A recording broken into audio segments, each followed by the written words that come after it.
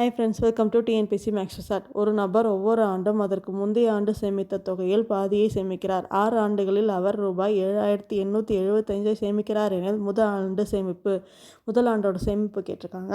First ஒரு ஆண்டுக்கு முன்னாடி ஆண்டை கம்மியாக அதை விட பாதியாக சேமிக்கிறாங்களாம். இப்போ ஃபஸ்ட்டு ஏன்னு எடுத்துப்போம், அடுத்தது A/2ன்னு எடுத்துப்போம். அதுக்கு அடுத்தது அதை விட பாதியானா A/4 /2 போட்டால் அந்த 2 மேலே போவோம். இப்போ A/4 கிடைக்கும். இதில் /2 போட்டால் A/8 கிடைக்கும். இப்போ A/16 A/32, அதாவது 6 ஆண்டுகள்னு இருக்கா. அப்போ 6 இதை போட்டுக்கிறோம். இப்போ A + A/2 + A/4 + A/8 + A/16 + A/32 = 7,875 கொடுத்துருக்காங்க. அதை போட்டுக்கிறோம்.